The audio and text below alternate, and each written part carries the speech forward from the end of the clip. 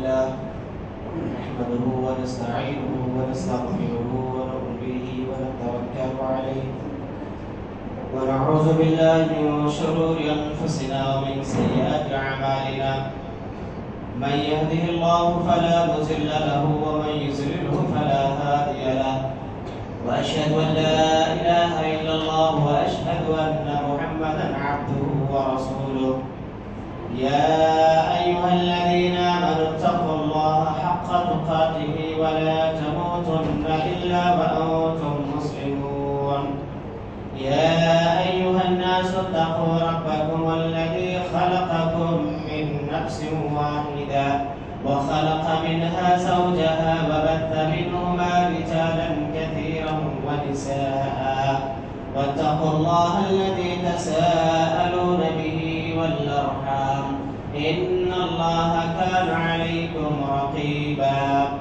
يا أيها الذين آمنوا اتقوا الله وقولوا قولا سديدا يصلح لكم أعمالكم ويغفر لكم ذنوبكم ومن يطع الله ورسوله فقد فاز فوزا عظيما أما بعد فإن خير الحديث كتاب الله وخير الهدي هدي محمد صلى الله عليه وسلم وشر الأمور محدثاتها وكل محدثة بدعة وكل بدعة ضلالة وكل ضلالة في النار أعوذ بالله من الشيطان الرجيم بسم الله الرحمن الرحيم تلك أمة قد خلت لها ما كسبت ولكم ما كسبتم ولا تسألون عما كانوا يعملون رب اشرح لي صدري ويسر لي أمري واحلل عقدة من لساني يفقهوا قولي رب زدني علما معزز سامعین بزرگوں نوجوان ساتھیوں پردانشین اسلامی خواتین جیسا کہ معلوم ہے یہ محرم الحرام کا مہینہ چل رہا ہے اور محرم کی فضیلت کے سلسلے میں گزشتہ جمعہ آپ کے سامنے چند باتیں رکھی گئی تھی آج کے خطبے میں اس ماہ میں جو ساری بدعات انجام دی جاتی ہیں ان بدعات کی شرعی حیثیت کے سلسلے میں چند باتیں آپ کے سامنے انشاءاللہ رکھنے کی کوشش کی جائے گی ماہ محرم کے اندر بہت ساری بدعتیں اور بہت سارے خرافات انجام دیے جاتے ہیں اس مہینے کو ماتم کا مہینہ اور سینہ کوبی کا مہینہ اسی طریقے سے اس مہینے کو منحوس مہینہ بھی سمجھا جاتا ہے اس مہینے میں شادی بیاہ وغیرہ نہیں لوگ کرتے ہیں جبکہ اسلام میں اللہ تبارک و تعالیٰ کے نزدیک کوئی مہینہ کوئی سال کوئی دن کوئی ہفتہ منحوس نہیں ہوتا اللہ تبارک و تعالیٰ نے کسی مہینے کے اندر یا کسی دن کے اندر کسی سال میں منحوسیت نہیں رکھی ہے اس ماہ میں جو بہت ساری بدعات انجام دی جاتی ہیں اس سلسلے میں میں نے جو آیت کریمہ پڑھی ہے سب سے پہلے آپ اس آیت کریمہ کو اپنے ذہن میں رکھیں سورہ بقرہ کی آیت ہے اللہ رب العالمین نے فرمایا تلک امۃ قد خلت لها ما کسبت ولکم ما کسبتم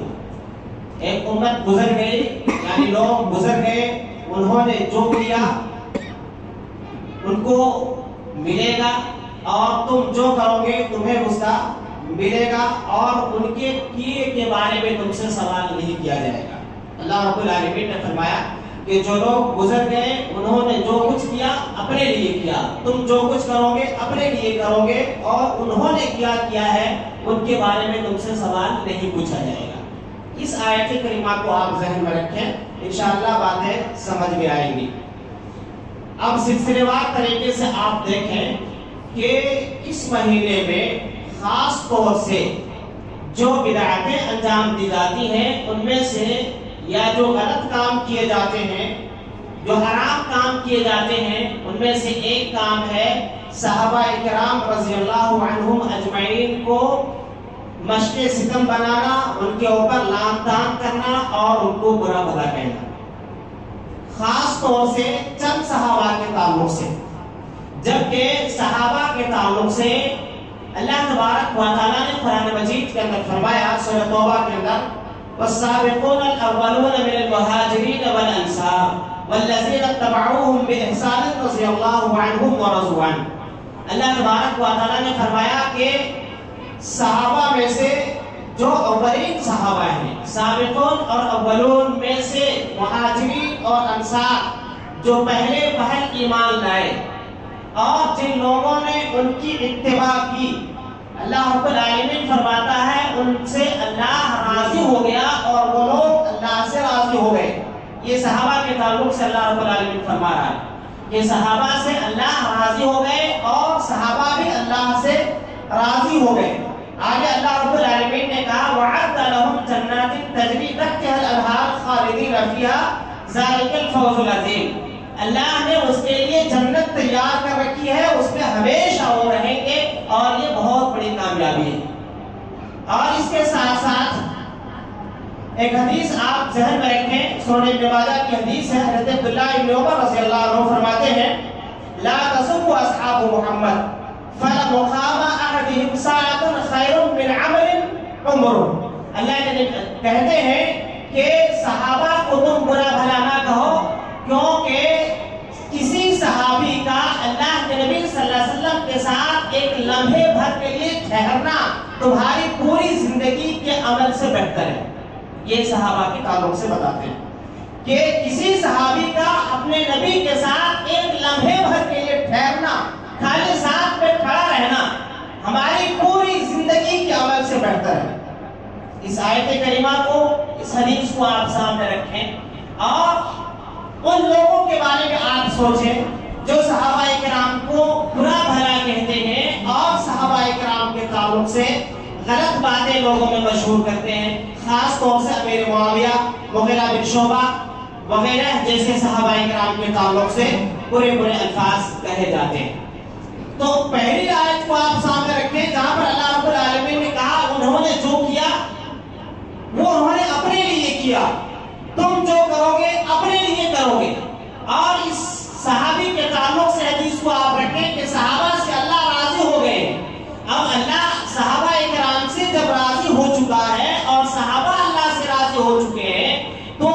ان کے بارے میں برا کہو بھلا کہو، ان کا کچھ بگڑنے والا نہیں ہے. بگڑنے والا ہمارا ہے، ہمارا ایمان خراب ہوگا، ہمارا عقیدہ خراب ہوگا اور ہم اپنے آپ کو جہنمی بنائیں گے اور جنت سے دور کریں گے. صحابہ کا کچھ بھی اس سے فرق پڑنے والا نہیں ہے کیونکہ صحابی جتنے بھی تھے سارے کے سارے جنتی ہیں. اللہ رب العالمین نے اس بات کا اعلان قرآن مجید کے اندر کر دیا ہے. اللہ کے نبی صلی اللہ علیہ وسلم نے صحیح بخاری کی ایک حدیث ہے، فرماتے ہیں سباب المسلم فسوق وقتالہ کفر. اللہ کے نبی نے فرمایا کہ مسلمان کو گالی دینا یہ فسق ہے اور کسی مسلمان کو قتل کرنا یہ کفر ہے. اب صحابہ کے ساتھ ساتھ یزید کو گالی دی جاتی ہے اور یزید کے ساتھ ساتھ یزید کا دفاع کرنے والے یا حقیقت بیان کرنے والے لوگوں کو بھی گالیاں دی جاتی ہیں. تو جو لوگ یزید کو گالی دیتے ہیں یا یزید کے دفاع کرنے والے یا یوں کہہ لیں کہ حقیقت بیان کرنے والے لوگوں کو گالیاں دی جاتی ہیں، ایسے لوگوں کو اپنے ایمان کا جائزہ لینا چاہیے. اللہ تبارک و تعالیٰ نے کہا کہ اللہ کے نبی صلی اللہ علیہ وسلم نے فرمایا سباب المسلم فسوق، مسلمان کو گالی دینا فسق ہے اور مسلمان کو قتل کرنا یہ کفر ہے. اب جو لوگ بھی صحابہ کرام کو بھر بھر کے گالیاں دیتے ہیں اور یزید کو گالیوں کا پارسل بھیجتے ہیں، ویسے لوگوں کو اندازہ لگانا چاہیے. ایک حدیث میں اللہ کے نبی صلی اللہ علیہ وسلم نے فرمایا کہ جس کو تم گالی دے رہے ہو اگر وہ اس گالی کا مستحق نہیں ہے تو وہ گالی خود تمہارے اوپر واپس پلٹتی ہے. تو جو ہم گالیاں دے رہے ہیں دوسروں کو، صحابہ کو برا بھلا کہہ رہے ہیں یا دوسروں کو جس کو بھی ہم برا بھلا کہہ رہے ہیں، اگر وہ اس کا مستحق نہیں ہے تو وہ ساری چیزیں پلٹ کے ہمیں واپس آ جاتی ہیں. تو یہ پہلی چیز ہے جو اس ماہ محرم میں جو غلط کام کیا جاتا ہے جو کہ نہیں کرنا چاہیے اور شریعت جس کی اجازت نہیں دیتی ہے. دوسرا کام ہے اس ماہ میں मातम मनाया जाता है।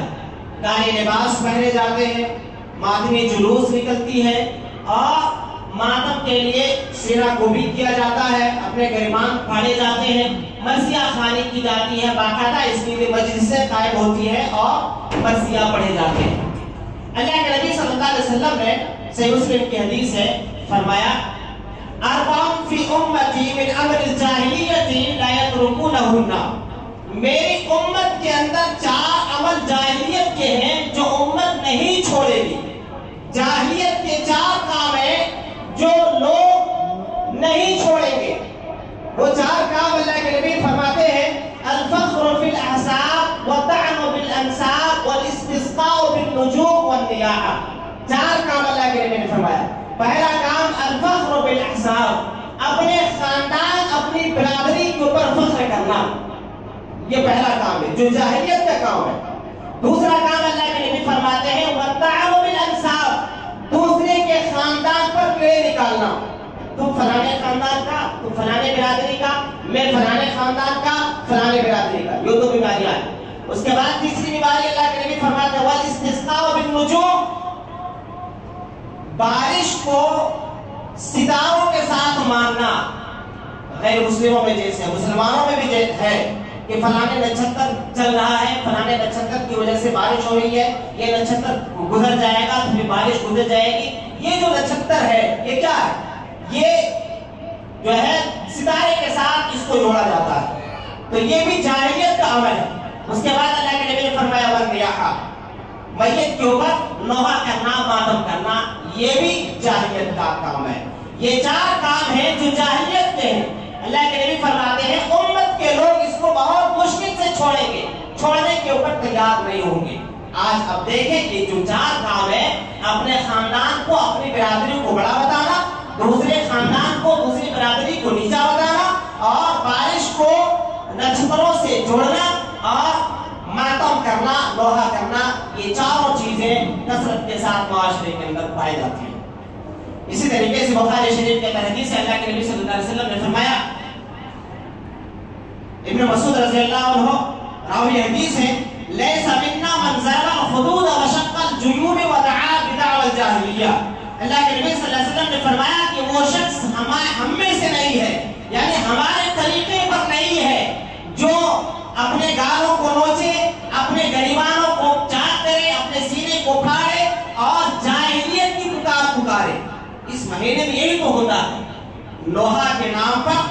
हज़रत हुसैन रज़ियल्लाहु अन्हु की शहादत के नाम पर मरसिया पढ़ी जाती है और उनके नाम पर मातम किया जाता है, मातमी जुलूस निकाले जाते हैं। ये सारे के सारे उमूर जाहिलियत के हैं, शरीयत में हराम है और नाजायज उमूर है। अल्लाह और उसके रसूल ने इन चीजों से हमें और आपको, पूरी उम्मत को मना किया है। अब जो लोग ये सारे काम करते हैं और उसके साथ साथ एक काम और इस महीने में करते हैं, वो है ढोल बजाना और तबले पीटना, गाने बजाने की महफिलों को भी आम करना। खास तौर से जब जुलूस निकलता है उस वक्त ये सारे काम अंजाम दिए जाते हैं। और ऐसे ऐसे बदबख्त हैं जो इस ढोल को जायज करार देते हैं और कहते हैं कि शरीयत में मुतलकन ढोल बजाना हराम नहीं है, बल्कि हम ढोल इसलिए बजाते हैं, इसके जरिए हम हज़रत हुसैन रज़ियल्लाहु अन्हु की फतह और उनकी जीत को आम करते हैं और जीत की खुशखबरी लोगों को सुनाते हैं। वो फतह याद हुए, इसलिए हम जो है उस जीत की खुशी में ढोल बजाते हैं। अगर जीत की खुशी में ढोल बजाना दुरुस्त होता, अल्लाह के नबी सल्लल्लाहु अलैहि वसल्लम ने बदर के मौके पर आपने ढोल बजाया, सहाबा ने बजाया, क्यों नहीं बजाया? उहद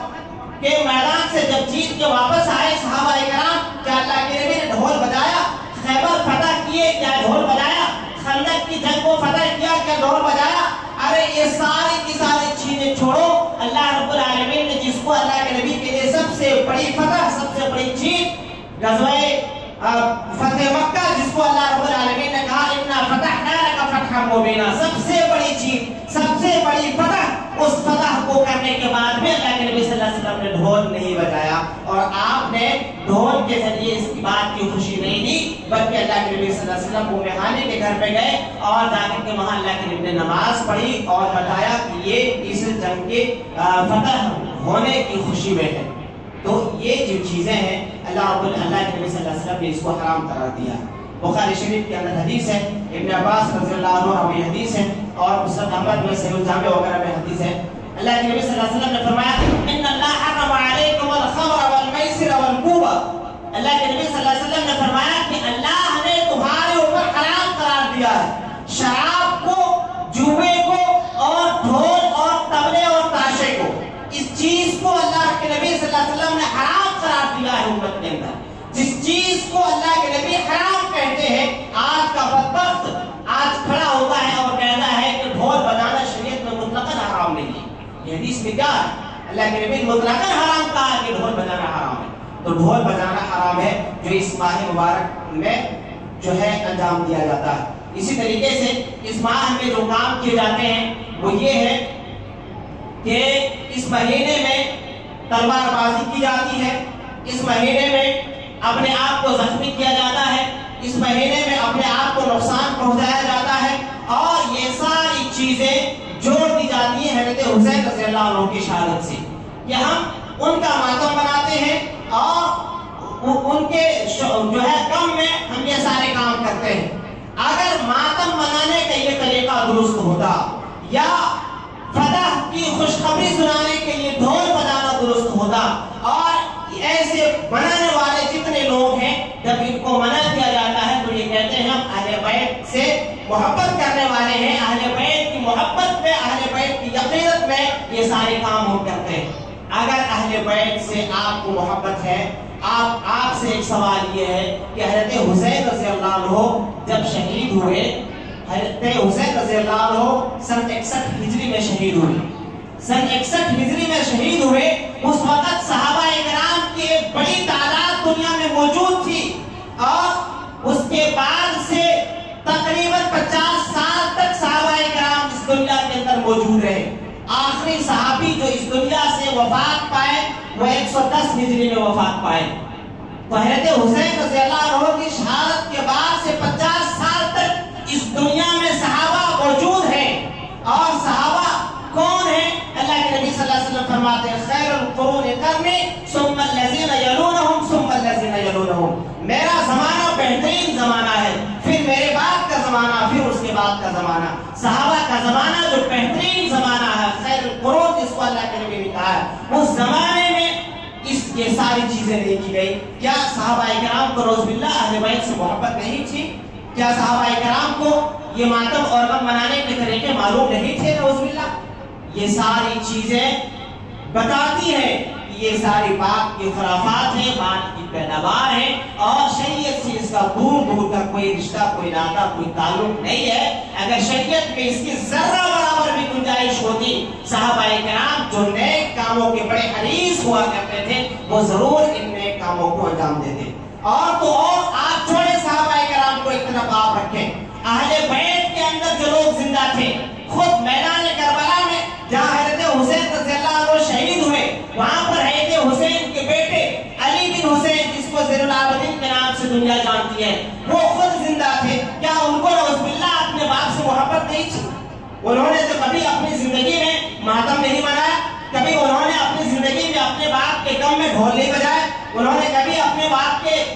شہادت کی وجہ سے جو ہے سبیلیں نہیں لگائی، شربت لوگوں کو نہیں پلایا، اور یہ سارے کام نہیں کیے۔ آپ کو ماننا پڑے گا، یا تو ان کو حقیقت کا علم نہیں تھا، یا پھر آپ کو یہ ماننا پڑے گا کہ علی بن حسین کو اپنے باپ حضرت حسین رضی اللہ عنہ سے محبت نہیں تھی۔ نعوذ باللہ یہ دونوں میں سے کسی ایک کو ماننا پڑے گا۔ اگر دونوں میں سے کسی ایک کو بھی مانیں گے آپ تو آپ پھنسیں گے، ایک طرف آپ کو ہوا ہے دوسری طرف آپ کی کھائی ہے، آپ جائیں گے کہاں؟ تو بہرحال یہ ساری چیزیں بتاتی ہیں کہ یہ سارے کے سارے کام غیر شرعی ہیں، اور اللہ اور اس کے رسول نے اس کی کوئی حقیقت بیان نہیں فرمائی ہے، بلکہ یہ جو چیزیں ہیں جو گریبان پھاڑنا، اپنے آپ کو زخمی کرنا، تلوار بازی کرنا، یہ شریعت میں حرام ہے۔ اللہ تبارک و تعالیٰ سورہ بقرہ کے اندر فرماتا ہے لا تلقوا ایدیکم الی التہلکہ، لوگوں اپنے آپ کو ہلاکت میں نہ ڈالو، یہ اپنے آپ آپ کو ہلاکت میں ڈالنا ہے۔ اور ابن ماجہ کے اندر مشہور حدیث ہے، اللہ کے نبی صلی اللہ علیہ وسلم نے فرمایا لا ضرار ولا ضرار، اپنے آپ کو تکلیف سے بچاؤ، دوسروں کو تکلیف سے بچاؤ۔ یہ اللہ کے نبی صلی اللہ علیہ وسلم نے ایک اصول دیا امت کو کہ اپنے آپ کو بھی تکلیف نہ دو، دوسروں کو بھی تکلیف نہ دو، اپنے آپ کو بھی تکلیف سے بچاؤ، دوسروں کو بھی تکلیف سے بچاؤ۔ یہ چیزیں بتاتی ہیں کہ یہ جو کام ہے یہ غیر شرعی ہے، غیر شرعی اعمال ہے اور بدعات میں سے ہے، خرافات میں سے ہے۔ یہ بہت بات کی پیداوار ہے، یہ بہت بات کی پیداوار ہے۔ حضرت حسین رضی اللہ عنہ کی شہادت ہوئی 61 ہجری میں، اور یہ جو ماتمی جلوس، تلوار بازی اور سینہ کوبی کرنا، لوہا کرنا، ماتم منانا، تعزیہ داری کرنا، یہ سارے کے سارے اعمال شروع کب ہوتے ہیں؟ 552 ہجری میں، یعنی حضرت حسین رضی اللہ عنہ کی شہادت کے تقریباً 300 سال کے بعد یہ اعمال شروع ہوتے ہیں، 300 سال کے بعد۔ تو کیا یہ 300 سال کا جو زمانہ گزرا، جو خیر القرون کا زمانہ تھا، اس زمانے میں لوگوں کو شریعت کا علم نہیں تھا؟ کیا اس زمانے کے لوگوں کو اہل بیت سے محبت اور عقیدت نہیں تھی؟ یقیناً تھی، اور یقیناً شریعت ان کو ہم سے زیادہ معلوم تھا۔ انہوں نے یہ کام نہیں کیے۔ یہ اس بات کی دلیل ہے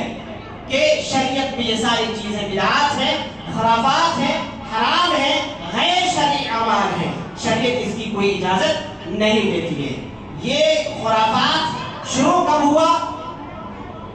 اور شروع کرنے والا کون تھا؟ یہ جیسا کہ معلوم ہوا 352 ہجری میں یہ لوہا، یہ ماتم، یہ جلوس، یہ تعزیہ، یہ ساری چیزیں شروع ہوئی، اور یہ شروع کرنے والا بغداد کے اندر ایک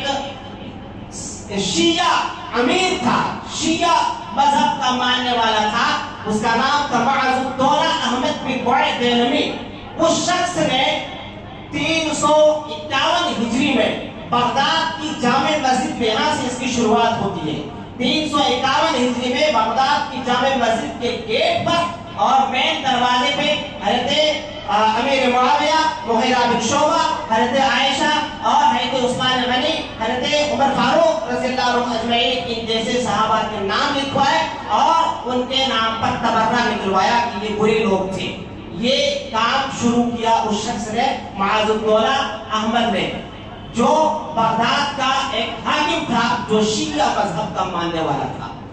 351 ہجری میں اس کی شروعات ہوتی ہے، اور 352 ہجری میں باقاعدہ اس شخص نے یہ حکم دیا پورے بغداد کے اندر کہ پوری جو ہے مارکیٹ اور پورا بازار بند رکھا جائے، اور حضرت حسین کی یاد میں آج کالے لباس پہنے جائیں، عورتیں اپنے بالوں کو کھول کے بازاروں میں نکلیں، روتے دھوتے اور اپنے سینے کو پیٹتے، گالوں کو مارتے نوچتے نکلے۔ اس شخص نے یہ حکم دیا۔ یہ جب ہوا تو جو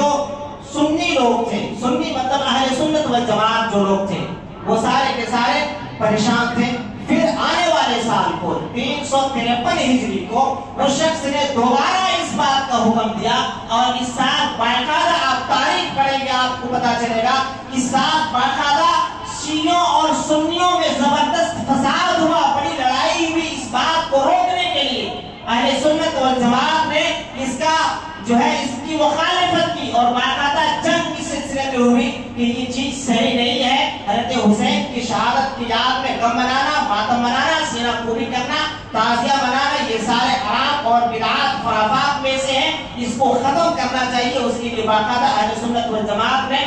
جنگیں کی ہیں، اور آج یہی کام بیچارے اپنے آپ کو محب رسول اور محب اہل بیت کہنے والے مسلمان بڑے شوق سے کرتے ہیں، جانے انجانے میں یا جو بھی کہہ رہے آپ، بڑے شوق اور شد و بد کے ساتھ یہ سارے کام انجام دیے جاتے ہیں۔ تو یہ سارے کام جیسا کہ آپ کو معلوم ہوا بہت بات کے پیداوار ہے، بہت بات کی ایجاد ہے، اور بہت بات کی ایجاد ہونا خود اس بات کی دلیل ہے کہ یہ بدعت ہے اور یہ شریعت نہیں ہے۔ اللہ کے نبی صلی اللہ علیہ وسلم کی صحیح بخاری صحیح مسلم میں مشہور حدیث ہے، من احدث فی امرنا ھذا ما لیس منہ فہو رد۔ اللہ کے نبی صلی اللہ علیہ وسلم نے فرمایا کہ جس نے ہمارے طریقے پر، اسلام پر کوئی نیا کام ایجاد کیا جو ہمارے طریقے پر نہیں ہے، وہ کام مردود ہے، وہ کام غیر مقبول ہے، وہی کام بدعت ہے۔ یعنی ہر وہ کام جو شریعت کے نام سے شروع کیا جائے، جو شریعت میں پہلے سے جو کام نہیں تھا، جس کی اصل صحابہ سے نہیں ملتی، قرآن و حدیث میں نہیں ملتی، تبع تابعین سے بھی نہیں ملتی، وہ کام بدعت ہے، جس کو لوگ ثواب سمجھ کے یا شریعت سمجھ کے کرتے ہیں۔ تو یہ سارے کے سارے کام بدعات اور خرافات میں سے ہیں۔ ان سارے کاموں سے ہر مسلمان کو دور رہنا چاہیے اور ان سارے کاموں سے اپنے معاشرے کو بھی پاک کرنے کی کوشش کرنی چاہیے۔ خود بھی ہم اور آپ کو ان حقیقتوں کو سمجھنے کی کوشش کرنی چاہیے اور دوسروں تک بھی ان حقیقتوں کو پہنچانے کی کوشش کرنی چاہیے۔ ہر مسلمان، ہر اہل ایمان، ہر موحد کی یہ ذمہ داری ہے۔ اللہ رب العالمین نے ہم سب کو یہ ذمہ داری عطا فرمائی ہے، عائد کی ہے کہ ہم سب حقیقت کو سمجھیں اور دوسروں تک بھی حقیقت کو پہنچانے کی کوشش کریں۔